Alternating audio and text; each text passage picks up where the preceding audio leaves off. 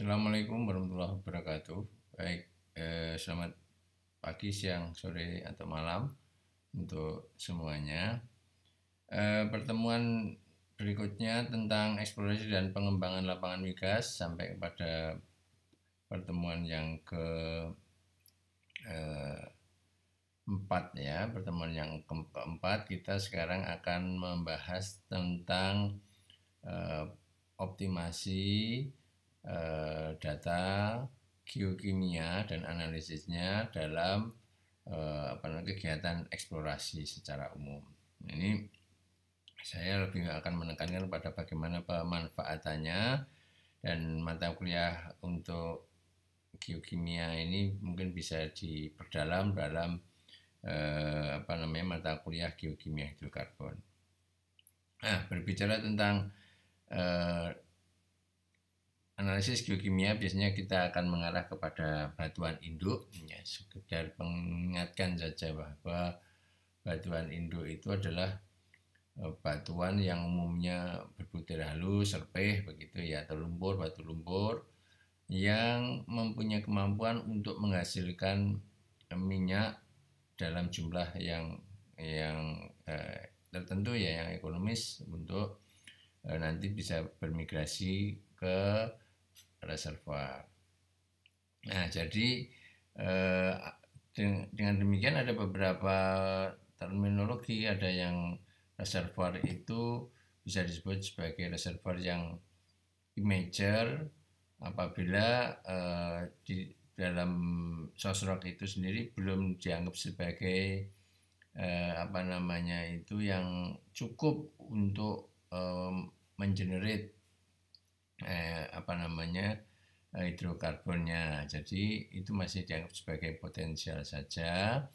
Kemudian yang tentunya yang dianggap sebagai sosrok yang baik adalah sosrok yang aktif, yaitu yang sudah bisa mengenerate, menghasilkan hidrokarbon bahkan mulai dari early sampai mid, bahkan late mature.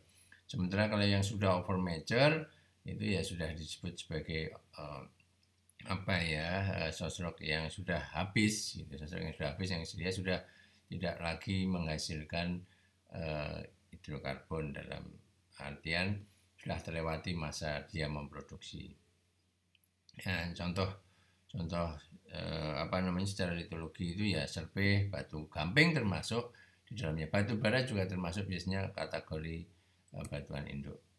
Nah, ada 3 hal yang perlu dipahami dalam batuan induk, yaitu tentang kandungan organiknya, seberapa banyak kandungan organiknya, kemudian jenis kerogennya, jenis-jenis kerogen yang akan menghasilkan hidrokarbon nanti jenisnya seperti apa, dan juga kematangan termalnya. Ya, jadi biasanya seperti ini nanti kita akan melihat beberapa jenis sosrok, jenis 1, jenis 2, jenis 3 dan juga ada jenis 4, mulai dari organik yang membentuknya ya, mulai dari alge, percampuran alge dan tanaman organik sifatnya itu tumbuh-tumbuhan, begitu sampai tumbuh-tumbuhan yang besar di darat, yang termasuk batu bara. Nah, sehingga termasuk juga kandungan organik ini sangat terkontrol oleh setting lingkungan pengendapannya, dimana sementara itu kalau tentang kematangan thermal maturity itu kontrolnya adalah tectonic settingnya, dan tentunya sejarahnya pada waktu pembentukan itu. Baik, kita akan berbicara tentang kandungan organik atau biasa disebut sebagai TOC atau total organic carbon, yaitu sebenarnya mengandung mengandung maksud atau mengandung definisi seberapa banyaknya kandungan organik, baik yang larut maupun yang tidak larut, yang tidak larut itu adalah yang disebut sebagai kerogen, artinya TOC yang masih tersimpan di dalam batuan maupun yang sudah larut yang disebut sebagai bitumen. Nah ini sebenarnya TOC itu menunjukkan jumlah dari karbon, oksigen, dan atom hidrogen yang itu semuanya prinsipnya yang akan mengenerate hidrokarbon. Ya, hidrokarbon kan ikatan rantai dari karbon dan hidrogen. Nah itu tercerminkan dari situ. Secara umum yang paling memungkinkan untuk pembentukan organik material ini adalah lingkungan yang low energy, baik yang disoksik maupun yang anoksik. Disoksik itu ada oksigennya tapi kurang untuk untuk menguraikan organic matter, sementara yang anoksik itu ya hampir sama sekali kondisi yang oksigennya itu tidak ada. Nah ini beberapa kandungan TOC yang secara umum misalnya di padang pasir itu kurang dari 0,1%, 0,05%. Di dasar laut itu kurang dari 0,1%. Di daerah pesisir dengan energi yang besar itu 0,2 sampai 0,5%, dan seterusnya dengan daerah yang paling bagus itu biasanya adalah daerah-daerah swampy, ya daerah-daerah itu rawa-rawa begitu, bisa sampai hampir 100% bahkan itu kandungannya adalah kandungan organik. Baik, bagaimana pengawetan organic matter itu, kandungan-kandungan organik itu ada dua macam ya. Biasanya misalnya di daerah yang organik, daerah organik tempat hidupnya ini kaya akan oksigen, jadi di mana organisme itu bisa hidup di situ. Kemudian dia akan mati dan diendapkan di daerah substrate ini. Jadi apabila sudah terjatuh di sini, maka penguraian dia akan segera terjadi karena ini oksigennya banyak. Tetapi dia akan terpreservasi, terawetkan seandainya laju sedimentasi itu lebih besar daripada laju dari penguraian itu. Jadi sehingga dengan diendapkan terawetkan di bawah sini, maka itu akan menjadi organic matter yang terawetkan. Sementara pada daerah yang di mana di bagian bawah misalnya itu adalah semacam lapisan begitu ya, di bagian atasnya itu oksigennya cukup, sementara di bagian bawahnya itu tidak ada oksigennya, maka organisme yang hidup di daerah yang kaya oksigen ini akan mati dan jatuh di daerah yang anoksik ini. Nah, jadi kemudian di sini dia mikrobanya itu mikroba yang anoksik saja, yang itu penguraiannya sangat lambat sehingga biasanya nanti organic matter akan terpreserve dengan baik di daerah ini. Nah, bagaimana untuk mengetahui kandungan TOC ini? Kandungan TOC ini sebenarnya diketahui di laboratorium dengan cara yang cukup sederhana, yang kita menggunakan alat biasanya disebut sebagai Leco Carbon Analyzer. Ya, ini sebenarnya sederhana saja, itu ditiup karena tadi kandungannya itu yang terpenting di sana itu adalah karbon, oksigen dan atom hidrogen. Maka biasanya contohnya itu sampel itu di dalam bentuk bubuk diletakkan dalam tabung sini ya. Kemudian dipastikan bahwa sampel yang masuk itu sudah hilang kandungan karbonatnya. Jadi dihilangkan dengan HCl begitu, misalnya secara sederhana seperti itu. Kemudian ini kan nanti ada kandungan biasanya kandungan karbonnya itu akan ada di sini dan dibakar dia dengan CO2 dalam keadaan kering, ya, dalam keadaan kering, sehingga kemudian terbakar dan jadilah dia menjadi CO2 yang tertrap di sini, terjebak di sini. CO2 yang terjebak ini kemudian diukur, dihitung, dan jadilah dia kemudian dianggap sebagai berapa total karbonnya yang ada di situ. Jadi di sini nanti C-nya dipisahkan dengan O2-nya mestinya hingga karbonnya akan diketahui, dicatat berapa jumlah kandungan organiknya. Nah, sementara kalau mengetahui kualitasnya, ya jenis-jenis kerogen dan sebagainya, itu analisis yang dilakukan namanya adalah analisis rock eval pyrolysis atau REP biasanya. Ya, itu prinsipnya pyrolysis itu memisahkan material-material organik dari batuan dengan panas dan tanpa adanya oksigen. Nah, dengan analisis rock eval ini nanti akan kita ketahui tahapan berapa jenis-jenis kerogennya, dan juga untuk mengetahui potensi tidaknya suatu source rock. Nanti biasanya untuk mengetahui jenis kerogennya itu diplotkan saja dalam diagram yang sudah sangat terkenal, apa yang disebut sebagai diagram Van Crevelen, ya, dengan untuk mengetahui hidrokarbon, rasio hidrogen dan karbon, dan juga oksigen karbon, dengan hasilnya berupa hidrogen index dan oksigen index. Penjelasannya seperti ini, langkah sederhananya. Jadi sampelnya dilakukan analisis dengan penambahan suhu yang bertahap begitu.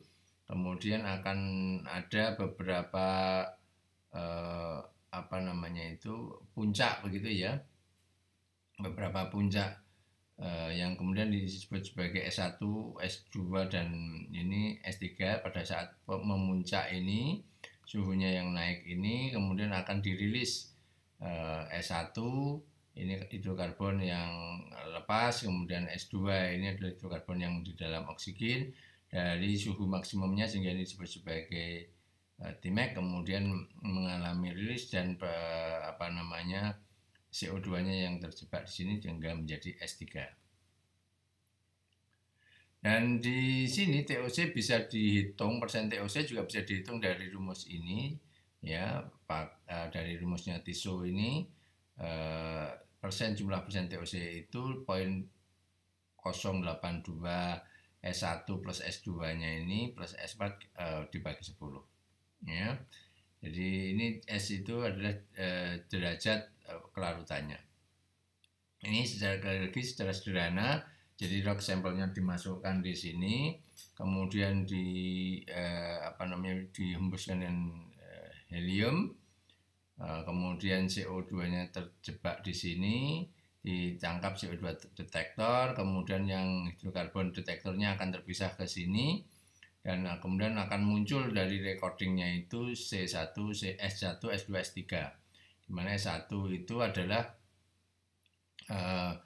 hidrokarbon yang lepas, hidrokarbon yang tidak terikat oleh kerogen. Terus kemudian yang S2 itu adalah hidrokarbon yang dilepaskan dari proses pirolisis dari kerogen. Jadi hidrokarbon lepas dari kerogen pada suhu tertinggi itu biasanya disebut sebagai S2. Sementara ini yang S3 ini adalah jumlah CO2 yang berasal dari proses pirolisis tersebut. Nah, ini biasanya nanti ini pada suhu yang bertahap begitu, maka nanti masing-masing akan ada peak ini yang akan dipakai untuk tahap perhitungan berikutnya. Ya, nanti ya peak 1 itu apa, terus kemudian itu adalah hidrokarbon present before analysis, S2 itu apa, S3 itu apa, S4 ini yang jarang tapi biasanya adalah residual karbon, ya, residual karbon dari sampelnya itu. Ya, catatannya seperti ini. Terus kemudian ini masih source rock evaluation.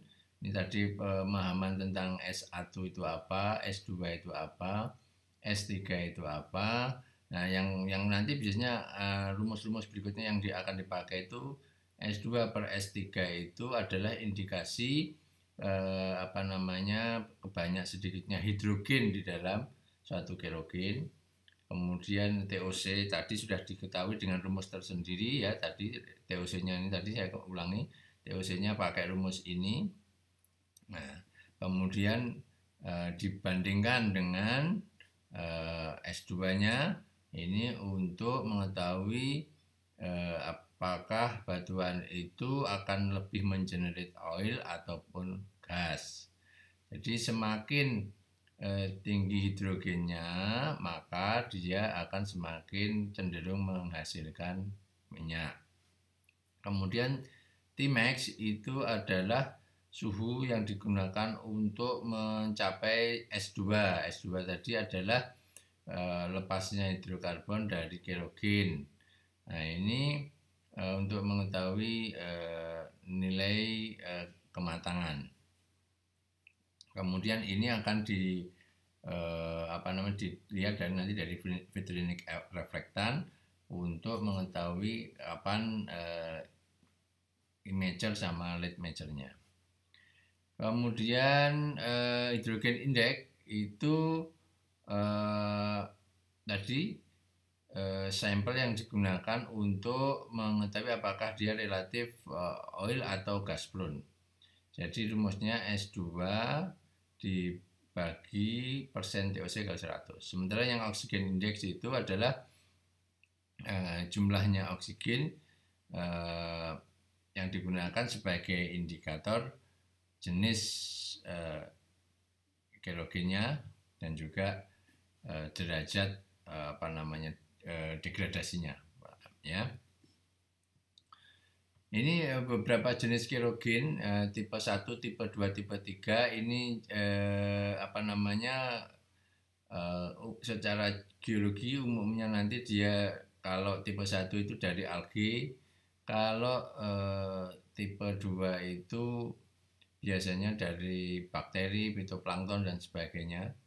Yang S1 tadi, yang jenis 1 tadi biasanya ini yang jenis 1 biasanya sangat jarang, dia sangat akan menghasilkan minyak. Yang 2 itu bisa minyak atau gas. Yang ketiga itu biasanya adalah relatif rasio atom H dan C-nya itu rendah, oksigen dan karbonnya juga rendah begitu ya. Ini nanti dilihat bahwa di sini adalah oksigen index, ini hidrokarbon index, ini S2 per TOC, ini S3 per TOC. Jadi ini plottingnya seperti itu, diagram Frank-Capelnya. Nanti akan jatuhnya di oil prone, gas and oil prone, kemudian gas prone. Ini jenis-jenis kerogen 1, 2, 3 nya di sini jatuhnya. Nanti biasanya akan diplot itu dengan mengeplot saja antara S3 plus TOC dan atau hidrogen index dan oksigen index itu nanti jatuhnya di mana. Rumusnya hidrogen dan oksigen index tadi sebelumnya sudah dijelaskan, dihasilkan dari analisis REP biasanya seperti itu. Nah, ini kerogen type-nya 1, 2, 3, 4, asal usulnya itu dari mana saja. Ini dari algae, plankton, yang jenis 3 itu tumbuh-tumbuhan ya, termasuk batu bara di sini.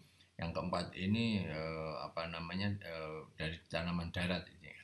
Kemudian kalau dilihat dari hidrogen indeksnya ya tipe 1 itu lebih besar daripada 600, dia cenderung akan menghasilkan minyak. Yang tipe 2 itu 300 sampai 600 akan menghasilkan oil and gas dan seterusnya. Yang tipe 3 itu biasanya hanya akan ada gas. Ya, seperti itu.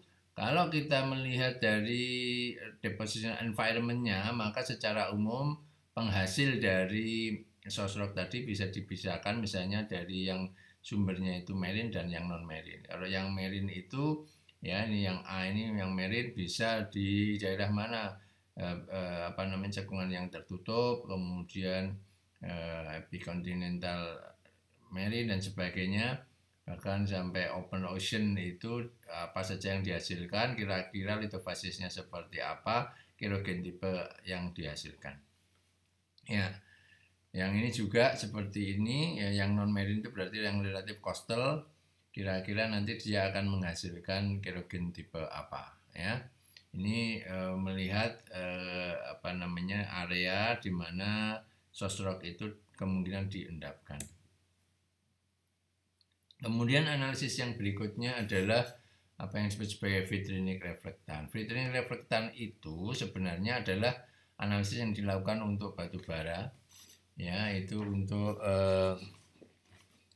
apa namanya mengetahui seberapa jumlahnya organik di dalam satu kandungan batu bara itu ya, yang disebut sebagai masral itu ya, di batu bara yang umik, batu bara yang dari darat. Ya, ini biasanya digunakan untuk mengetahui tingkatan batu bara, dan sekarang digunakan untuk mengetahui kandungan organik di dalam batuan. Ya, ini nanti caranya bagaimana mengukurnya, dipisahkan kerogen dari matrik batuannya ya. Matrik batuan itu yang mengandung yang non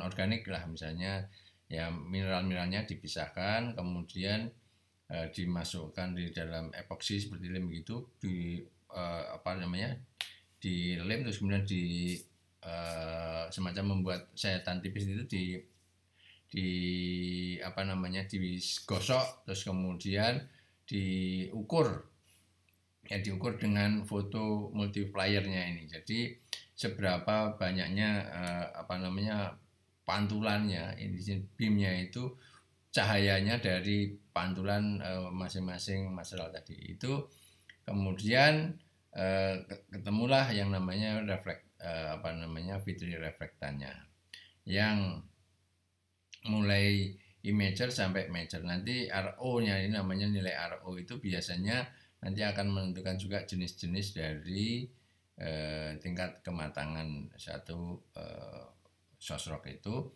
Tmax-nya dan sebagainya. Nah, ini kemudian bagaimana pemanfaatan ini apa yang kita pahami sebagai jenis-jenis vitrini dan juga vitrini reflektannya, jenis-jenis kerogen type-nya dan juga vitrini reflektannya. Ya, ini kalau misalnya nilainya mulai dari 0,5 sampai 1,2, 1,3 di sini diletakkan. Maaf ini. Jadi ini mana yang matang itu biasanya ini 0,6 ini sudah dianggap akan matang. Vitrini reflektan 3,4 akan menghasilkan gas. 3,2 ini ada gas, neoplan dan seterusnya. Yang jenis 2,3 itu akan menghasilkan ada yang kondensat. Yang post majornya akan menghasilkan gas dan seterusnya. Ini yang dari darat, ini yang dari marine. Dan ini ya untuk melihat kira-kira nilai vitrinik reflektannya ini berdasarkan kandungan organik yang ada di dalam sosok tadi dan jenis-jenisnya, kemudian dengan secara kematangan tadi seperti apa. Yang berikutnya adalah thermal maturation atau kematangan termal. Itu biasanya yang pertama kita akan melihat adalah Tmax. Tadi sudah dikatakan Tmax itu adalah suhu yang diperlukan untuk mengenerate hidrokarbon dari atau melepaskan hidrokarbon dari kerogennya. Dengan apa namanya majority kematangannya yang meningkat, maka suhunya juga dari periodicity juga akan meningkat. Ini beberapa problem yang terkait dengan Tmax itu dia akan tergantung dari jenis kerogennya. Kemudian padahal kerogennya itu juga bermacam-macam. Dia diambilkan dari apa namanya itu well profile ya, jadi data sumur. Dan ini biasanya Tmax itu juga tidak menunjukkan progressing sebagai di dalam kedalaman, itu tidak identik seperti itu. Ya, ini nanti bagaimana pemanfaatan dari menghitung tadi ya. Yang berikutnya adalah production index, juga transformasi rasio di mana S1 dibagi S2 S3 ini tadi. Kalau kita lihat S1-nya biasanya suhunya sekian daripada kedalaman 500, S2-nya sekian dan seterusnya. Ya, jadi apa namanya Tmax-nya semakin ke bawah semakin apa namanya pada kedalaman tertentu, nilai S2-nya semakin kecil. Ya. Ini profilnya Tmax ya, dan ini S1 S2-nya, dan ini profilnya untuk production index-nya.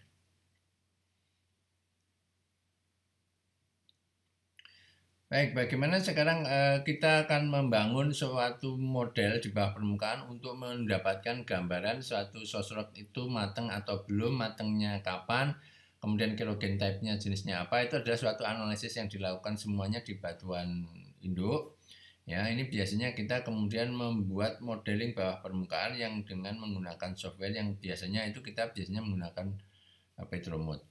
Apa yang diperlukan Petromod itu biasanya nanti Petromod bisa dilakukan 1D, 2D, 3D. 1D itu biasanya dengan hanya menggunakan data sumur single. Kalau 2D itu sudah nanti menggunakan data sebarannya secara horizontal itu dengan data seismik 2D. Sementara yang 3D itu sudah area itu sudah bisa dimodelkan semuanya secara 3D. Jadi ke area satu area itu sudah bisa dimodelkan dari bawah ke atas itu kira-kira sosrok, kematangan, kemudian produksinya seperti apa itu sudah dalam bentuk 3 model. Biasanya dalam kegiatan eksplorasi kita masih menggunakan 1D modeling dulu.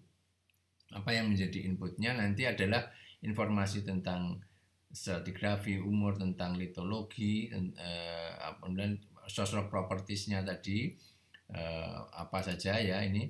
Misalnya dari stratigrafi, dari well report, sosrok propertinya dari geokimianya tadi, analisis geokimianya berapa, TOC-nya berapa, apa jenis kerogen type-nya, berapa nilai production index, oxygen index dan sebagainya tadi, S1, S2, S3 sudah diketahui semua. Kemudian batas-batasnya nanti ada yang namanya heat flow, terus kemudian water depth, kemudian ini juga beberapa masukan yang lain nanti kita bahas di belakangnya. Kemudian disimulasikan apa yang nanti outputnya, ini dari outputnya akan keluar kematangan, filtering, reflektan dan juga tekanan dan porositas. Nah ini kemudian masukan-masukan yang lain juga dari suhu, filtering, reflektan, refleksor dan sebagainya itu masuk di sana. Ya, ini contohnya saja, ini contohnya studi kasus di satu tempat. Ini main inputnya, layer yang kita dapatkan dari seismik misalnya atau dari data sumur itu sebanyak ini, dari kita ada basement, lower layers, upper layers dan seterusnya. Ini contoh-contoh dari data sumur. Ini topnya, base-nya berarti ada ketebalannya. Kemudian kapan dia umurnya sudah juga diketahui, maksimum umurnya itu diendapkan sejak 210 juta tahun yang lalu. Ini berarti kira-kira ini masuk hampir ke ini ya, Trias Jura, Triasik, ini hampir Triasik ya. Nah ini litologinya jenisnya apa, terus kemudian ini petroleum sistem elemennya, dia sebagai seal rock atau sebagai reservoir dan sebagainya. Kalau diidentifikasi apakah dia sebagai source rock, sebagai reservoir dan sebagainya, TOC-nya jenisnya, kemudian hidrokarbon seperti apa ya, itu masukan-masukan semuanya. Kemudian boundary-nya tadi, boundary condition-nya itu, paleo depth water-nya itu apa, itu adalah kedalaman air di dalam cekungan selama pengendapan. Jadi selama pengendapan di true depth itu, waternya itu dulunya itu berapa kedalamannya ya. Ini menunjukkan kalau nilainya positif itu mengidentifikasikan bahwa dia itu di bawah air, sementara kalau nilainya negatif itu berarti dia relatif di atas. Jadi untuk menunjukkan bahwa dulu itu ada body waternya itu berapa meter gitu selama proses pengendapannya. Kemudian ada SBIT, yaitu batas suhu yang antara body air dengan sedimen itu berapa ya, sedimen dan water itu berapa. Kemudian heat flow-nya itu diketahui dari data dari data, biasanya data regional. Untuk daerah itu heat flow-nya itu biasanya berapa. Ini masukan-masukan itu input-inputnya dimasukkan semuanya ya. Ini boundary-nya dari mulai BWD-nya sampai SBIT, heat flow-nya dimasukkan. Ini contohnya, ini Bali waternya diketahui sejak tahun 200 juta tahun yang lalu itu sudah 100-an meter terus, dan yang ini heat flow-nya flat ya, 65 miliwatt per meter square.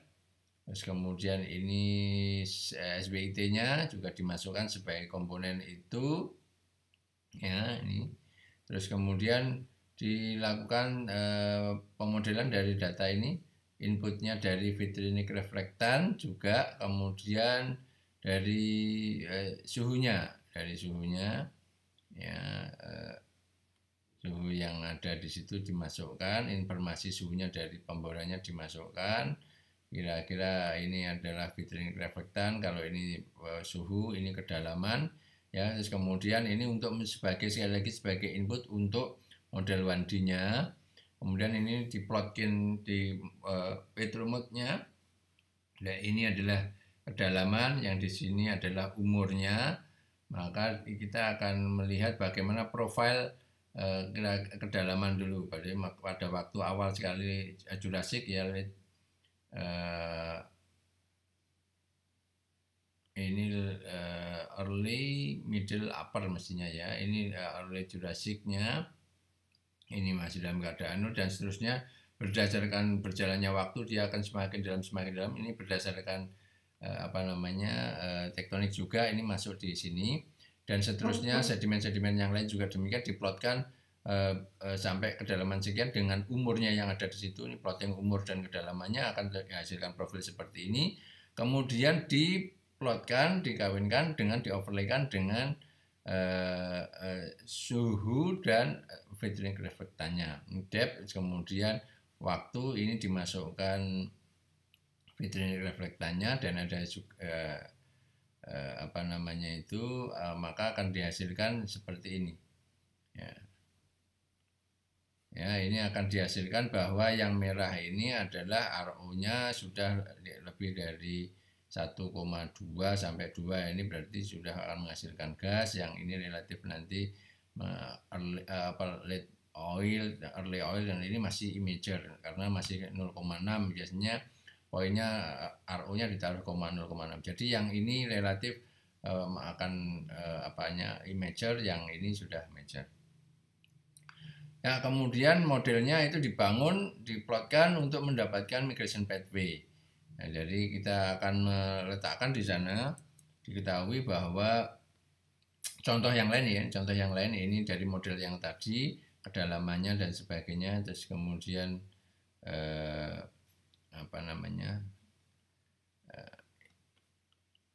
ini depth-nya ya, ini akan ketahuan ini bagaimana tingkat kematangannya dari formasi-formasi ini tadi.